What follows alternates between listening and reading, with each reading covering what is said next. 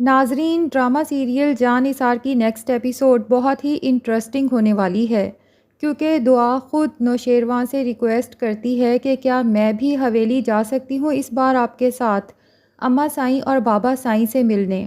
تو نوشیروان حامی بھر لیتا ہے کہ پہلے میں اماں سائیں اور بابا سائیں سے بات کر لوں تو تمہیں وہاں ضرور لے کر جاؤں گا، وہ بھی تمہارا اپنا گھر ہے۔ نوشیروان کو جب لگتا ہے کہ دعا کافی اداس رہتی ہے تو اسے کہتا ہے کہ میں تو سارا دن کام پہ بیزی ہوتا ہوں، بجائے اس کے کہ سارا دن تم میرے انتظار میں مزید بور ہوتی رہو، اچھا ہے کہ تم ڈرائیور کے ساتھ کہیں گھومنے، کہیں شاپنگ وغیرہ پر چلی جایا کرو، ہاں لیکن یاد رکھنا کہ گارڈز تمہارے ساتھ رہیں گے۔ اب نوشیروان کے ہی کہنے پر دعا شاپنگ پلازا جاتی ہے اور اتفاق سے اسے وہاں پر ردا نظر آ جاتی ہے۔ ردا بھی جب دعا کو اتنے پروٹوکول کے ساتھ دیکھتی ہے تو اس کے تو ہوش ہی اڑ جاتے ہیں۔ اس کا یہی خیال ہے کہ شاید دعا کو کسی بہت ہی امیر آدمی نے خرید لیا ہے اپنی گرل فرینڈ کے طور پہ، لیکن جب وہ آگے بڑھ کے دعا سے بات کرتی ہے تو دعا ردا سے کہتی ہے کہ ردا، تم نے کیا سوچا تھا کہ تم مجھے اپنے گھر میں پناہ نہیں دو گی تو میں یوں ہی راستے کی دھول بن جاؤں گی؟ دیکھ لو آج میں تمہارے سامنے کھڑی ہوں، کس قدر خوش ہوں اور زندگی میں کتنا آگے نکل چکی ہوں۔ اب ردا کو اندر سے تو مرچیں لگ رہی ہوتی ہیں، لیکن وہ اپنی جلن اور حسد چھپا کے دعا پر ہی طنز کے نشتر چلانا شروع کر دیتی ہے اور اسے کہتی ہے کہ جو لڑکی اپنے ماں باپ کی عزت کو خاک میں ملا کے اپنے بوائے فرینڈ کے ساتھ بھاگ جائے اور اتنی جلدی ترقی بھی کر لے، بھلا وہ راستے کی دھول کیسے ہو سکتی ہے؟ جس پر دعا کو کافی غصہ آ جاتا ہے کہ ردا کو نوشیروان کے باڈی گارڈز کے سامنے اس طرح کی بکواس نہیں کرنی چاہیے تھی۔ تو وہ ردا سے کہتی ہے کہ اپنی بکواس بند رکھو، میں اس شہر کے بہت ہی معزز اور مشہور شخصیت نوشیروان غزنوی کی بیوی ہوں، اس کی عزت ہوں۔ یہ سن کے تو ردا کے ہوش ہی اڑ جاتے ہیں اور وہ سوچتی ہے کہ میں یہ خبر فراز تک ضرور پہنچاؤں گی، اور دعا سے پوچھ ہی لیتی ہے کہ ویسے تم بھاگی کس کے ساتھ تھی، کیا وہ فراز تھا یا کسی اور کے ساتھ؟ تو دعا ردا کی مزید کسی بکواس کا جواب دینا پسند نہیں کرتی، وہاں سے گارڈز کو لے کے فوراً گھر واپس چلی جاتی ہے، شاپنگ کا پلان بھی کینسل کر دیتی ہے اور گھر جا کے بہت اداس ہوتی ہے کہ کس طرح سے میرے اپنوں نے میرے اوپر گھر کے دروازے بند کر دیے۔ جب مجھے ان کی سب سے زیادہ ضرورت تھی تو کسی نے بھی آگے بڑھ کے میرا ساتھ نہیں دیا، حتیٰ کہ یہی ردا جو خود کو میری بہترین دوست کہتی تھی۔ کس طرح سے مشکل وقت میں اس نے مجھ سے آنکھیں پھیر لیں۔ نوشیروان جب گھر آتا ہے، دعا کو روتے ہوئے دیکھتا ہے تو بہت بے چین ہو کے آگے بڑھتا ہے اور دعا سے پوچھتا ہے کہ تم کس لیے اداس ہو، کیوں رو رہی ہو؟ تو دعا نوشیروان سے کہتی ہے کہ بس گھر والے یاد آ رہے تھے، جس پر نوشیروان کہتا ہے کہ اگر ایسا ہے تو تم ان سے جا کے مل لو، لیکن دعا کہتی ہے کہ جن لوگوں نے میرے مشکل وقت میں میرے اوپر گھر کے دروازے بند کر دیے تھے، میں اب ان سے زندگی بھر بھی ملنا نہیں چاہتی۔ اور نوشیروان سے کہتی ہے کہ آپ کتنے اچھے ہیں، جب ساری دنیا مجھے برا سمجھ رہی تھی تب بھی آپ نے مجھے اچھا سمجھا، اپنایا اور اتنی عزت دی۔ تو نوشیروان اس کو اتنا اداس دیکھ کے کہتا ہے کہ فکر مت کرو، سارے برے خیالات دل سے نکال دو، میرے کندھے پر سر رکھو اور جتنا جی چاہتا ہے ایک ہی دفعہ رو لو، کیونکہ میں روز روز تمہاری آنکھوں میں آنسو نہیں دیکھ سکتا۔ اب دوسری طرف ردا بھی گھر جا کے فراز کو کال کر کے بتائے گی کہ تمہیں پتہ ہے کہ دعا کی تو بہت ہی کسی امیر عالی شان انسان سے شادی ہو گئی ہے، جس پر فراز ہکا بکا ہو جائے گا اور ہو سکتا ہے اس کا شیطانی دماغ سوچے کہ مجھے دعا کو بلیک میل کرنا چاہیے تاکہ اس سے پیسے نکلوا سکوں، لیکن فراز کو تو پتہ ہی نہیں کہ اس کی ریسنٹلی جس آرگنائزیشن میں معمولی سی جاب ہوئی ہے، اس بڑی سی آرگنائزیشن کا CEO دراصل کوئی اور نہیں بلکہ دعا کا شوہر نوشیروان غزنوی ہے۔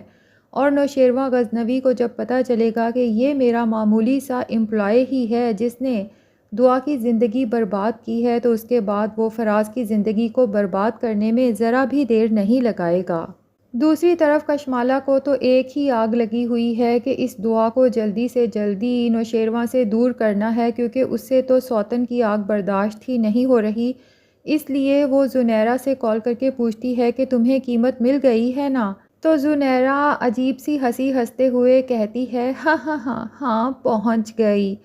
تو کشمالہ کو اس کے اس لہجے پہ بہت غصہ آتا ہے اور دو ٹوک بات کرتے ہوئے کہتی ہے کہ میرا کام کب تک ہو جائے گا؟ تو زنیرہ کہتی ہے ارے قیمت تو آپ نے آج بھیجی ہے، آپ کا کام تو میں نے اسی دن سے شروع کر دیا تھا جس دن آپ نے مجھ سے بات کی تھی۔ بالکل بے فکر ہو جائیں، دعا بہت جلد نوشیروان غزنوی کی زندگی سے نکل جائے گی اور ہمارے اڈے پر واپس پہنچ جائے گی۔ اب اتفاق سے رومی زنیرہ کی یہ ساری کال سن لیتی ہے اور بہت زیادہ پریشان ہو جاتی ہے۔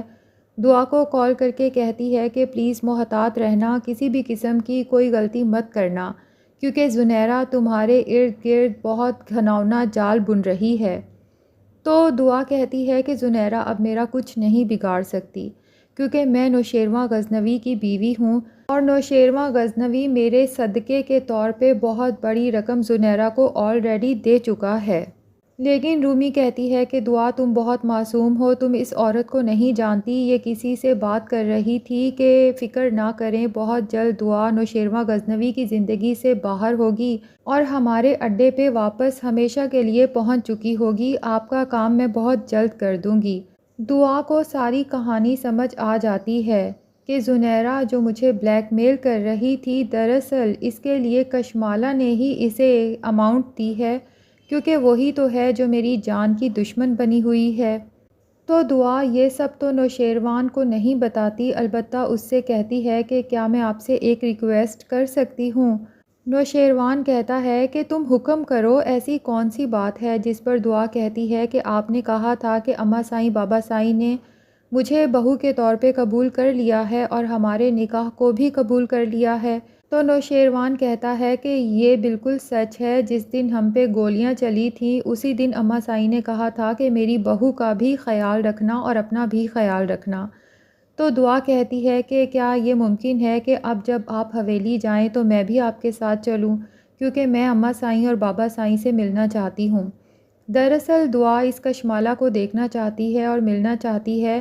تاکہ پتہ لگا سکے کہ آخر کشمالہ دیکھنے میں لگتی کیسی ہے اور کیا وجہ ہے کہ نوشیروان نے اسے نکاح میں ہوتے ہوئے بھی اپنی بیوی کے طور پہ کبھی قبول نہیں کیا۔ تو نوشیروان بھی کھلے دل سے حامی بھر لیتا ہے کہ اب جب بھی میں حویلی جاؤں گا تو ہم دونوں ساتھ ہی چلیں گے۔ دوسری طرف فراز کو جب فضا کی پریگننسی کا پتہ چلتا ہے تو بجائے خوش ہونے کے بہت زیادہ پریشان ہو جاتا ہے، کیونکہ وہ تو فضا سے جان چھڑانا چاہتا ہے، لیکن اگر بچہ ہو جائے گا تو فضا مزید اس کے گلے بندھ جائے گی۔ اس لیے وہ فضا سے کہتا ہے کہ کسی کو بھی اپنی پریگننسی کا بتانے کی ضرورت نہیں ہے اور جلد سے جلد اس پریگننسی کو ختم کراؤ۔ فضا تو حیران ہو جاتی ہے کہ یہ کیسا آدمی ہے اور اسے کہتی ہے کہ فراز، لوگ تو اولاد کے لیے ترستے ہیں اور پہلی اولاد پر تو بہت زیادہ خوش ہوتے ہیں، آپ کیسے فادر ہیں کہ اپنے ہونے والے بچے کو پیدا ہونے سے پہلے ہی ختم کرنا چاہتے ہیں؟ اور رو رو کر برا حال کر لیتی ہے کہ جو آپ چاہتے ہیں میں نہیں کر سکتی۔ اب فراز کے فادر جب دیکھیں گے کہ فضا بہت زیادہ روئی ہوئی لگ رہی ہے، آنکھیں بھی سوجی ہوئی ہیں، تو فراز سے ہی پوچھ لیں گے کہ آخر کیا بات ہے، بہو اس قدر اداس پریشان کیوں لگ رہی ہے؟ جس پر فراز کو چاروں ناچار بتانا ہی پڑے گا کہ دراصل آپ دادا دادی بننے والے ہیں۔ تو فراز کے ابو حیران ہوں گے کہ یہ تو خوشخبری ہے، اس پر بہو اتنا روئی کیوں آخر؟ تو فراز بتا ہی دے گا کہ میں اولاد نہیں چاہتا فی الحال، جس پر فراز کے ابو کو بہت غصہ آئے گا کہ تم ہوتے کون ہو اللہ کی دی ہوئی نعمت کو ٹھکرانے والے، اور خبردار اگر میری بہو کو آج کے بعد کسی بھی قسم کی کوئی تکلیف دی یا اس طرح کی کوئی بات کی تو مجھ سے برا کوئی بھی نہیں ہوگا۔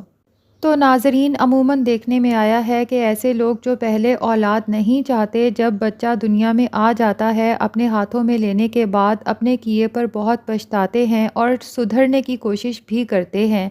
تو کیا لگتا ہے، کیا یہ فراز بھی کبھی سدھرنے کی کوشش کرے گا یا نہیں؟ کمنٹ سیکشن میں ضرور بتائیں، اور اگر ہمارے چینل پہ نئے ہیں تو پلیز چینل کو بھی سبسکرائب کر لیں۔